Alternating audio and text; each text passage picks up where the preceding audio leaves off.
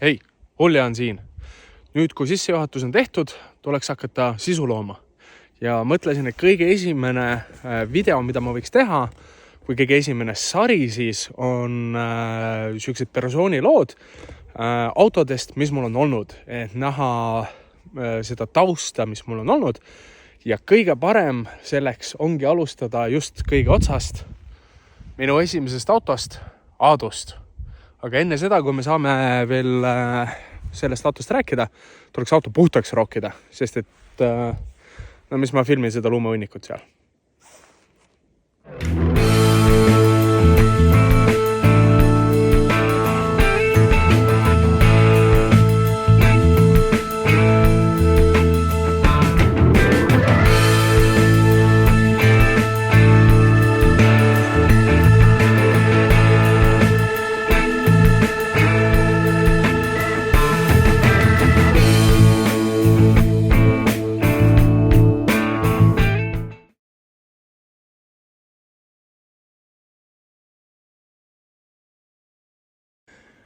Nii, auto on natukene puhtamaks roogitud, täiesti puhtaks ei saanud, sest et see on siukse jää all, aga enam-vähem on nüüd kuju aru saada.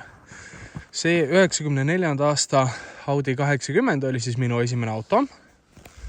Ja BEM-i märgi järgi võiks arvata, et see on suhteliselt irooniline.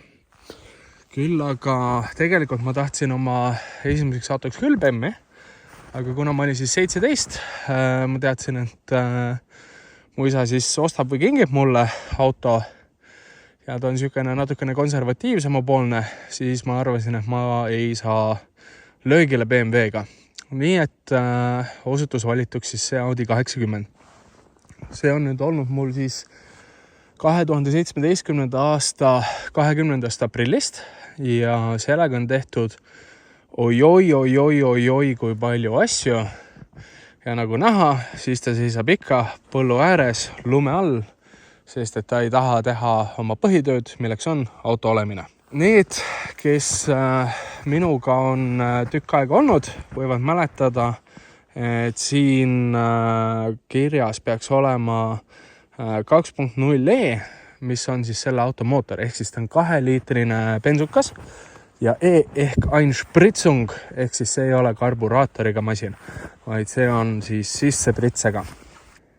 Nii, nagu ma juba ka mainisin, siin on siis see 2-liitrine ridaneli Benz, mis on sissepritsega ja siin kapoti all on tehtud oi kui palju ja teha on veel umbes täpselt sama palju, ma arvan. Nagu näha, mul ei ole ka akut siin, sest et täpselt samasuguse seismisega ühe aku keerasin juba tuksi, nii et ma leidsin, et see talv on mõistlikum aku tuppa viia sooja. Auto välimuselt näeb välja nagu iga teinegi vana sakslane, 5 meetri pealt on ilus, aga kui lähemale tulla, siis läheb asi koledaks. Kõige esimene, kõige suurem asi, mis siit silma paistab, on see, et esitiip koorub. Ma värvisin selle küll siin 2 aastat tagasi või 1,5 aastat tagasi värvisin üle, aga ilmselgelt mitte ilusasti. Ja siin on veel mööda kere on igasuguseid parandusi tehtud, et asi näeks natukene esinduslikum välja, aga ei ole kõige paremini tehtud tööd. Muidugi standardne ilusad kivitäkkes tekkinud roostekohad. Odotulli, mis ei püsi oma koha peal, sest et kõrvad on katki. Ja siit leiab ka igalt poolt mujalt veel igasuguseid värviparandusi, mis on siis koduste vahenditega tehtud, mis ei ole ilusad. Aga õnneks erinevalt BEM-ist see Audi ei roosteta nii väga. Tagaluugi pidin välja vahetama, nagu ma ka mainisin, et täna me ei ole tal kirjasid siin, sest et osalesin liiklusõnnetuses, kus buss väljus peatusest. Tänu sellele pidi minu ees olev Nissani kaubik tegema äkkpidurduse ja seejärel ka mina ja jäin enne Nissani kaubikut seisma ja minule lendas selga E39 BMW. Sõitis kõik siit tagant sisse, tagaluuk oli katki, tagatuled olid katki, pagassi põhi oli sees, tagastange oli katki ja siis ma pidin ta korda tegema. Korda tegemisel ostsin ma talle täiesti uue pagassiluugi, lasin ära värvida. Terve see pagassi põhi oli seestpoolt niimoodi kumer, et ma pidin võtma siis suure haamri, suure puidutüki, teipisin puidutüki sinna, peeksin haamriga pagassi põhja välja. Sellega ka muidugi huvitav lugu, et niipea kui ma olin selle pagassiluugi korda teinud, läksime abikaasaga tähistamiseks kinno ja kohe kinoparklas parkides siis ma jälgisin ainult küljepeegleid ja ei märganud, et mul selja taga on üks post. Tagurdasin sinna otsa, taga tuli jälle katki, pagassipõhi jälle sees ja pidin seda seal parklas välja peksma. Siin sees avaneb pilt, mis on täpselt sama mannetu kui 94. aastal, millal ta välja tuli.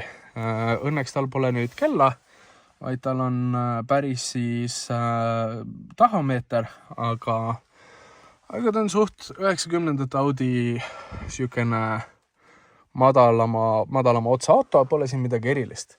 Lisasid tegelikult on siin suhteliselt okeilt. Tal on eesmised tagumised udutuled, istmesoojendused ja tegelikult on tal ka olemas kliima, mis muidugi ei tööta. Aga tore on mõelda, et on olemas. Samamoodi on tal olemas 2 eesmist akent on siis elektrilised, aga mida ei ole, on katuseluuk. Selle 5-käigulise manuaali loomaga olen ma läbinud tegelikult päris palju kilomeetreid. Ma ei mäleta, mis tal ostu hetkel oli, äkki oli mingisugune 220 000, kusjuures need on paberitega tõendatud originaalkilomeetrid. Ja tänaseks päevaks on tal siis 256 000. Aga siin viimased paar aastat on ta siis natukene õnnetult seisnud. Põhjus miks on see, et ma ei ole temast kunagi saanud korralikku autot, et ma olen siin ära vahetanud kõik piduritorud, kõik pidurivoolikud, kõik pidurid mitu korda, pidurisupportid, ma olen mootoris ära vahetanud kõiksugused simmerlingid, kõik erinevad tihendid, kuhu mis iganes võiks minna. Ma olen vahetanud hästi palju küünlaid, veepumpasid, kenekaid olen vahetanud ja kütusepump sai vahetatud, kuigi selles ei olnud otseselt probleemi tol hetkel, aga vahetatud ta sai. Ma olen vahetanud siin täpselt nii palju pukse ja vahet pole, mis ma tee, siis auto ikka ei sõida nii, nagu ta peaks sõitma. Ma ostsin ta siis 550 euroga. Ja tänaseks päevaks ma olen alla pannud sellele kuskil 6500 eurot ja ta ikka seisab siin. Muudest suurtest asjadest, mis ma siin autos vahetanud olen, on sidur kuskil seal all. Aasta oli 2017, kui tuli Rammstein Eestisse ja Järvevana tunnelis vajutasin sidurpedaali põhjad käiku vahetada, põhjast üles seda ei tulnud enam. Kui me ostsime selle auto aastal 2017, siis me ostsime selle Maria Selveri parklast, kes on Tallinnast, see teab, ja ma sain sõita sellega umbes täpselt 1,5 kilomeetrit, kui Sõpruse puiestee ristmikul see ja see enam ühenduses ei olnud. Täpselt üle ristmiku minnes käis hästi pisikene klõks läbi roolist ja järsult, kui ma üritasin siis parandada oma sõidujoont, siis ma keerasin ratta rooli keerasin täiesti paremale välja ja mitte midagi, auto sõitis täiesti otse.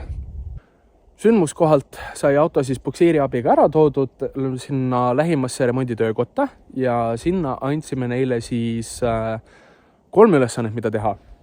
Uued suverehvid, mis pidid head olema, kütuse toru, mis lekkis, tuleb ära parandada ja siis rooli ja ratta vaheline ühendus taastada.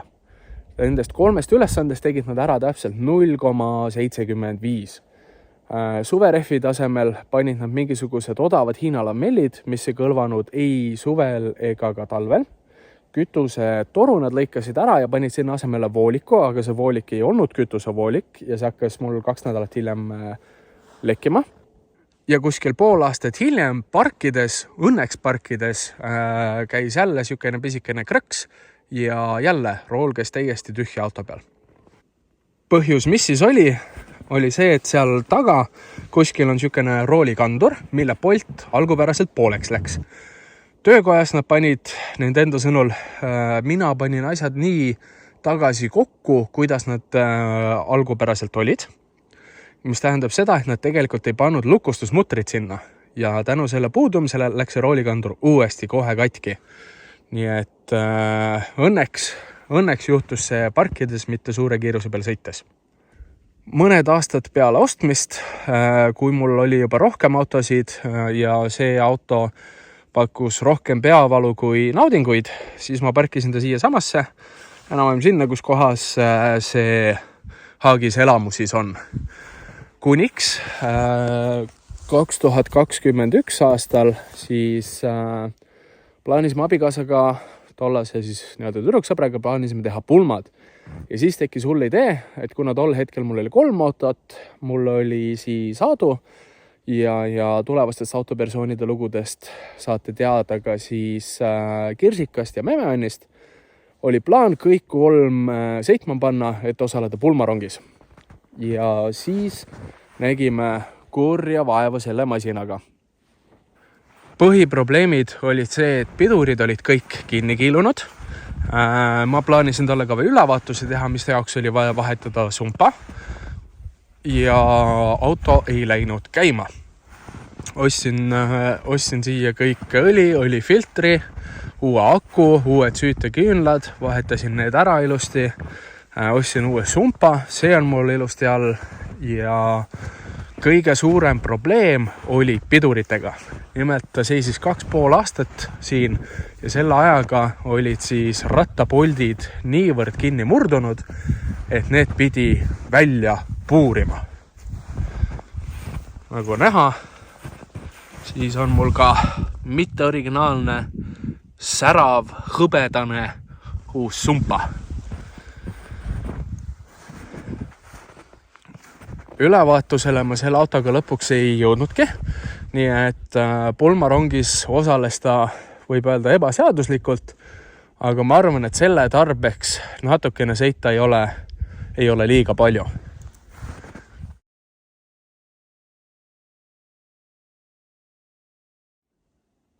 Kuna algne plaan oli käia siis ka ülevaatusel, siis oli tarvis, et see uks avaneks ka seestpoolt, mida mul ei olnud õnnestunud saavutada ligi 4 aastaga, mis ma seda autot omasin. Ta oli juba ostes, oli siukene, et ta ei käinud seestpoolt lingist lahti.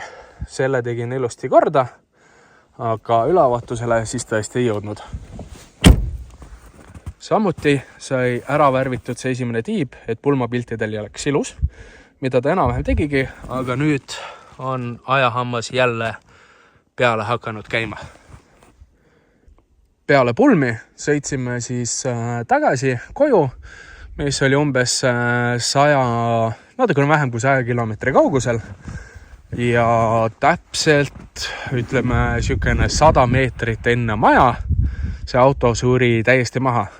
Lakkas käima enam ei tahtnud minna ja ei tea, miks tal see probleem oli. Kütuseneidik näitas justkui kütust ja kõik oli nagu olemas, aku oli täis, ei tea, mis tal viga võis olla, nii et siis lükkasime ta tagasi siia, kus ta on nüüd natukene aega oodanud ja kui mul see suvi teiste autode kõrvalt natukene rohkem aega on, siis võiks uurida, miks ta käima läinud, äkki saab üle 100 aasta jälle ametlikud liiklusesse selle pilli.